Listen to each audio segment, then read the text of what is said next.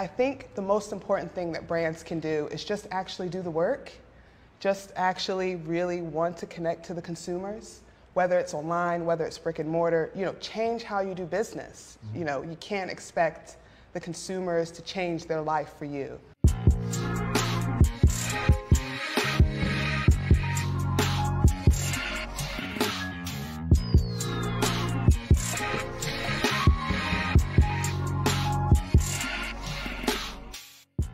Hi, my name is John Santiago, and welcome to the Roundtables presented by iProspect. Today I'm joined by RISA ARONSON from CONDÉ NAST. Welcome. Jessica TARLOV of BUSTLE Digital Group. Welcome. Thank you. TENESHIA CARR of BLANC magazine. Nice to have you today. Thanks. And also Jason WAGENHEIM, also of BUSTLE Digital Group. And today we're here to discuss the future of fashion, retail, and luxury. I'm going to start off by saying that the extent of my luxury experiences is probably this pocket square, so you guys are going to have a lot more to add than I am today. You're doing great, John. Thanks. So far, so good. I want to start off with a question for the whole table, so feel free to chime in, but I'm going to start with you, RISA. Help us understand what successful brands are doing on their road for digital transformation in the luxury and retail space, and also perhaps maybe defining some of the ones that are not doing so well and highlighting what they're not doing as well as the others. As most of you know, the luxury market is slow to migrate into the digital space. I think the beauty companies are much further ahead, probably 5 years ahead of where the luxury companies are, and the fashion, international and American fashion are probably somewhere in between. And what we see traditionally in the luxury space is that they're still all about the experience. And the experience could be anything from reading your ad in a magazine, to seeing it online, to going into your store, to social media. And I think some of the brands that are really doing it well is Tiffany just launched a new campaign for their tea color, and they've really taken video seriously, and they've created a couple of different executions for their tea color launch, which is running across CONDÉ NAST as well as part of a Vogue program, but also really looking at the brands in a different way, not just a big blue box, which you think of with Tiffany. I think some of the American fashion companies are doing it really well, from Victoria's Secret to Old Navy, who's really embraced the digital platform. And then the likes of the international fashion companies like a Versace or a Valentino or even a Gucci. I mean, Gucci creates their own films now. This is all new for them, and they're slowly migrating into this space, but still maintaining that sort of luxury environment, which is truly what they're most interested in. Yeah, and I think you can only really do that in store. I mean, that really like immersive experience. Luxury is very hard to do online, which is why I think the Europeans were so late to it. They never wanted to really give up the beautiful pages in magazines and just highly impactful, visually stunning photography. But what they can do in store, like what a Burberry's flagship could look like, or Tiffany's flagship stores, like those are beautiful experiences that really, connect people to the product at that, high level. Can I add to that? I totally agree with what's been said, and I wanted to highlight what Louis Vuitton has done. So Virgil Abloh created a pop-up on the Lower East Side over the summer. So it was more of a collaboration, I would say, than trying to sell product, because it was made entirely up of a green screen. So they were encouraging people to come in, to take pictures, and then to go home and to create content in whatever way that they wanted. So you would have no idea that the people who had visited this Vuitton pop-up were on the Lower East Side. They could be on a beach somewhere. They could be in Paris. They could be in Africa on safari. And all of that I see as part of Vuitton's vision for marrying up luxury with content creation, with the future of digital, and making sure that people feel that they're having an immersive experience when they're communicating with a brand. It is too expensive to not allow people to make the brand their own and to not have that feeling about it. The brands have to get out of their comfort zone, and that's what they're doing now, like Vuitton partnering with Supreme. Right. You would never have imagined that even a decade ago, something like that would happen. Yeah. And I also think what they're doing really well, the fashion companies have always produced the most beautiful creative with whether celebrity or model or influencer with the most beautiful background. And what they're doing is they're really tailoring the creative to the medium now, which they've learned how to do over the course of time. It used to be, oh, we'll take our print ad, we'll run it on a mobile device. they're not doing that as much anymore. As they're really evolving their messaging on all platforms, from in-store to social to video.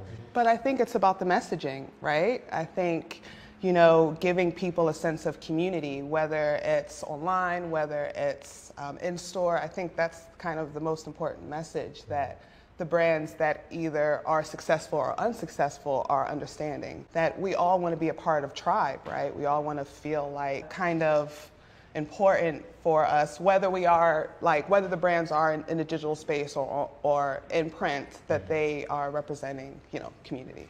Community is key. It's people think that influencers, we overuse this word now, like, oh, we need influencers, we want an influencer to post. And it's not as simple as just dropping some content to an influencer and having them drop that into their community. What you really want is the influencer's community and what they stand for and what the purpose of that community is, what are the values of that community. The influencer is almost just like an ambassador or a front door into that community to create those connections.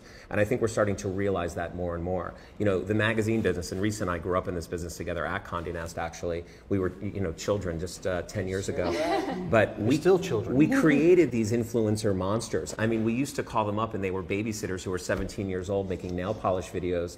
And before we knew it, they had more influence than we did as brands. They had more reach. They had big deals. They had agents like at William Morris. And I was 17, I was mowing lawns. I mean, these guys have like real businesses and we're only really just understanding how to use them and tap into their community now.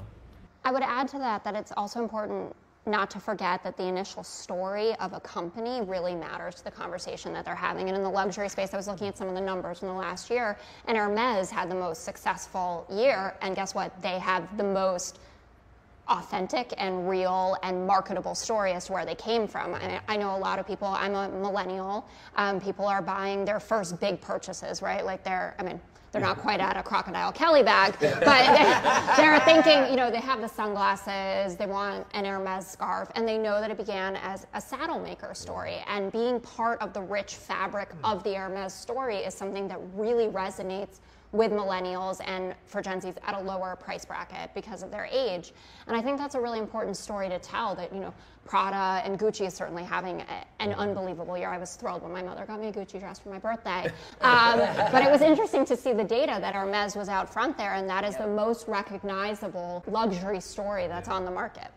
I would also add that brands are just as much influencers, like a Vogue, like a Vanity Fair, like a Bustle, like a BLANC, in the world, that consumers really relate to this brand, whether it be Vogue, whether it be the New Yorker, whether it be Harper's Bazaar, and that has influence on the consumer. And so we see tremendous success through Vogue, through social media, through the powerhouse of Vogue, or even through the New Yorker within the pages or online. And I think that that's a misunderstood concept for the consumer. We can say influencer all we want, but the brand is much as much an influencer as the person that you're going to spend the money I get really against. Angry with media plans and RFPs and marketers sometimes because when they ask for an influencer, they want an influencer that has a minimum of 50,000 followers, and they want one post from that influencer. And I'm like, BDG across our network has 15 million followers on just Instagram alone. Bustle's 5 million. We can deliver 100 times more return than what you're hung up on with what this idea of influence and what it means now, because it's not what you think, and it's definitely not as easy as that. Do they see it as perhaps maybe you guys are competing with the platforms in which they're going to be posting on, for example, on a Facebook or any other? We're working very closely with the platforms. I mean, we pay Instagram and Facebook to distribute content that we're creating either on behalf of influencers or the brands that we're working with. It's all one big ecosystem now where we're all trading content with each other. Right, and content is king, right? Yeah, the consumer cares about content, whether it's Vogue, whether it's Bustle, whether it's the New York Times. The consumer will relate to the content that's there, and the platforms don't have that content. Yeah. So they need us to provide that content, whether it be video, whether it be long form, whether it be short form, whether it just be an Instagram post. They need our brands in effort to keep that consumer engaged and to grow their audience, because they don't have that content. Absolutely.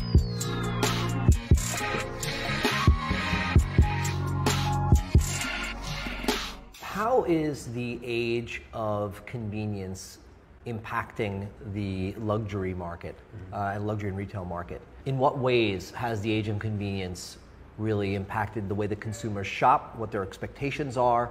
I know at a lower price point, it definitely impacts it greatly. How does that impact larger purchases in the luxury space? Yeah, I think we're seeing it more and more. I mean, the DTC phenomenon is not going away anytime soon. Like brands like Away come to mind, you know, really disrupted the Tumis and the Samsonites of the world.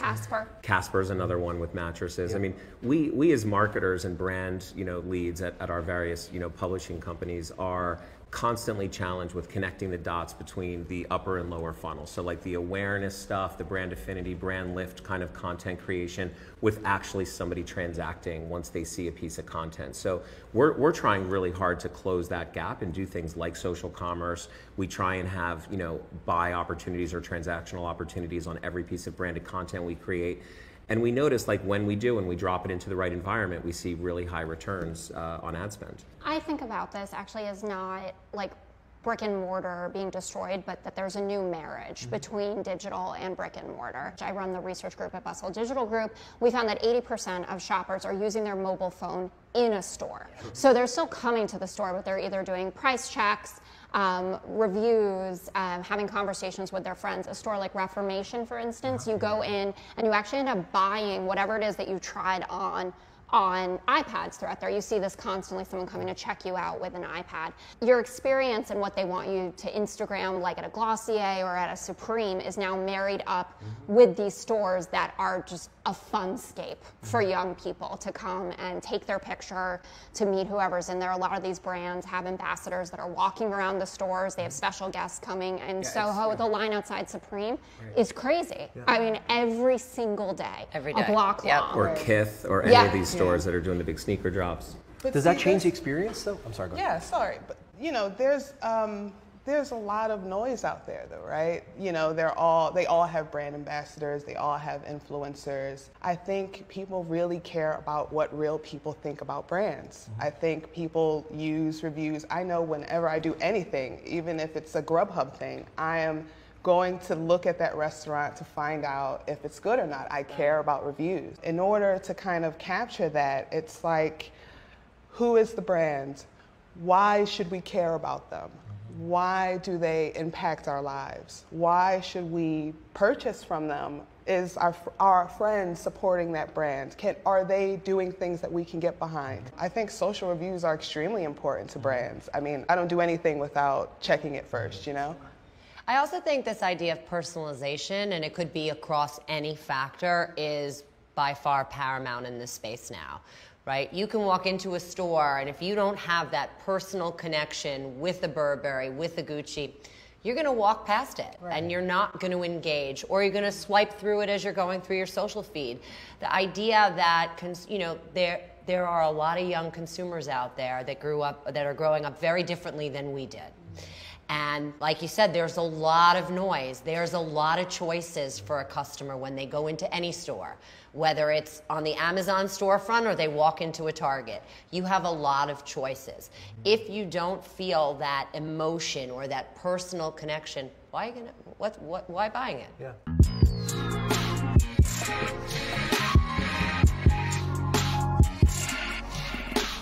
I just want to go back to what Tanisha said, like is the idea of purpose, and specifically Jesse and I talk about this all the time with sustainability in particular. We know from research that we've done that 2/3 of this generation of consumers, millennials and the older Gen Zs, will literally just boycott a brand in a heartbeat if they don't believe in the purpose or the story or they don't have that connection.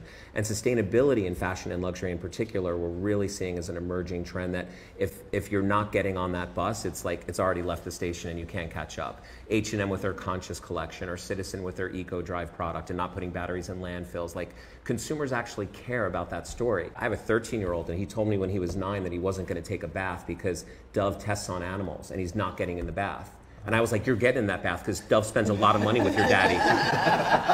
But, you know, now Dove coming out and other brands like saying that they're cruelty-free, like CoverGirl did. I mean, that really matters now. How important is authenticity in that? If you can't back it up, then it's But it's not also happening. becoming so hard to define. I mean, 5.5 years ago when Bustle was launched, it was, I mean, we believe the most authentic voice in women's media. That we always say we shouldn't have been able to exist, right? Because legacy publishing wasn't paying attention to how much millennials and Gen Zs wanted to connect with relatable, authentic content. But now everybody's running around with a message of authenticity, right? Saying we're doing purpose-driven marketing. You have to really live up to it. You can't just make a $10,000 donation to a not-for-profit, you know, for when you have a big concert and say all done and good and pocket the rest of that money. It has to be really infused in your values, like Warby Parker and Tom's, which Patagonia. are kind of Patagonia.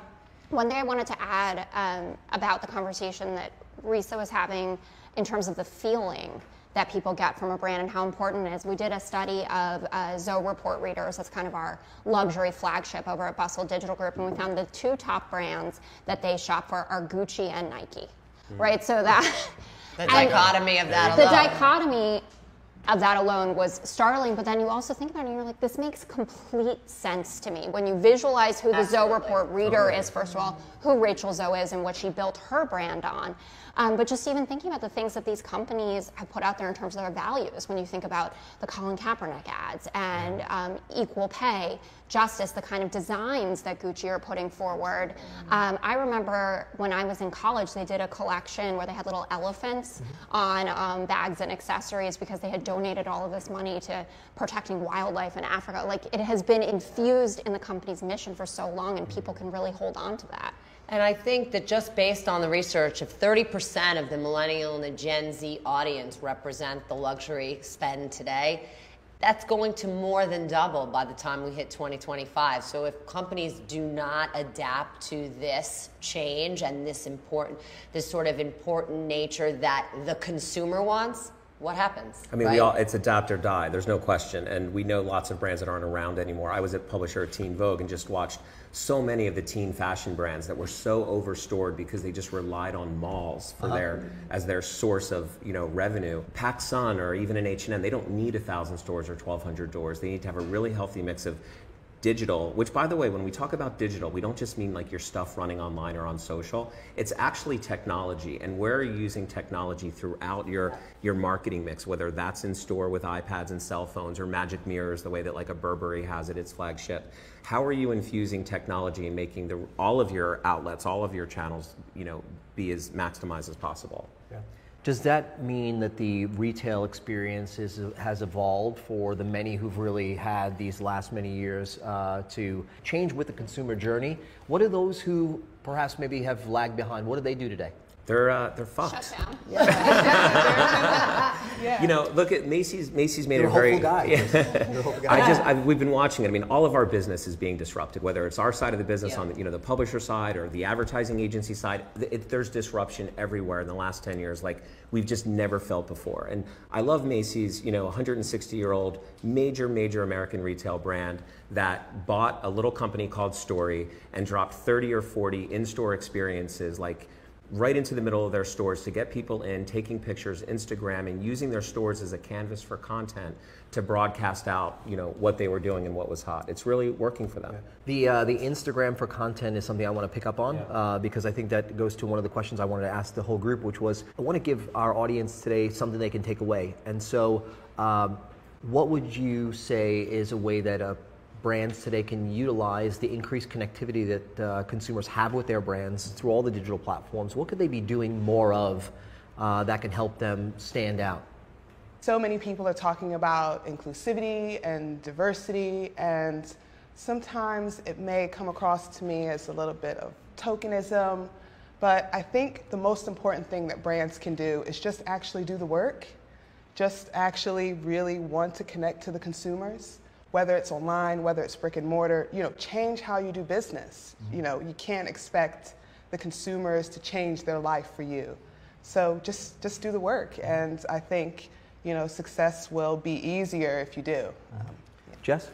I'm a big fan of doing the work. I think you're absolutely correct. I mean, you've seen some brands that you would have counted out, kind of figure out how to adapt and to move on with this. But I think experiences not in your store are important. So getting your brand at a place where your target consumer is going for fun is a great thing. Like Jason and I met recently with the folks from Live Nation.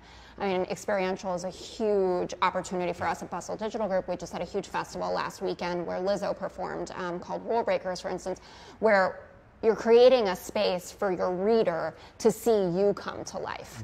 So they showed up and they saw brands that we work with like Michael Kors, Flipped, Visa, the CW, but we also had Plan B there because it's important for us to say to our readership, we know what a woman is going through. We know how hard life can be. These are the types of advertisers that we are proud to work with, and we want to make sure that you know that we are here for you no matter your life stage and what's going on with you. That's the authenticity, or that's how we live our authenticity. That's brilliant. That's brilliant. And I think for us at Condé Nast, you know, we look at the consumer as platform agnostic. And so when we're creating content for any of our brands, it's where that customer is that he or she wants to consume it. And I think from a luxury standpoint, you know, we've seen a huge transformation in the luxury and the fashion space in the last 5 years. They've made significant investments in what they're doing from a digital standpoint, from an in-store standpoint.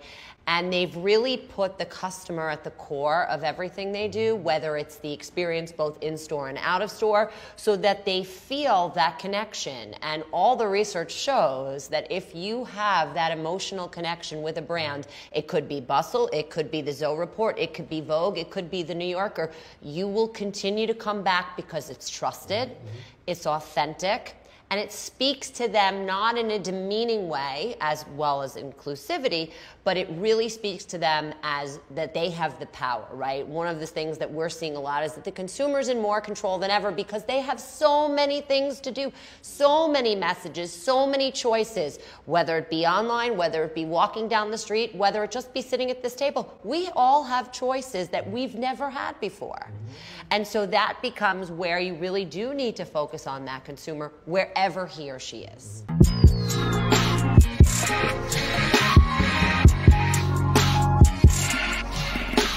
So I'm going to give you the last word for the day. How do we add value? And then my last question is going to be, what do companies do that are still behind the 8 ball? Do they have a shot? Yeah, I think I just want to hear the word.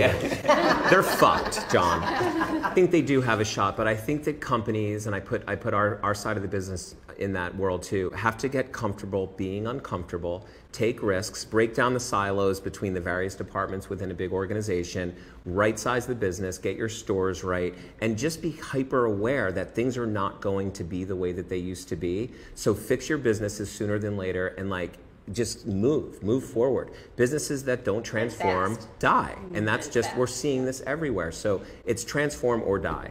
It's a headline. It's happening. Fantastic. Well, I want to say thank you to all our guests from iProspect today. Thank you. Thank you.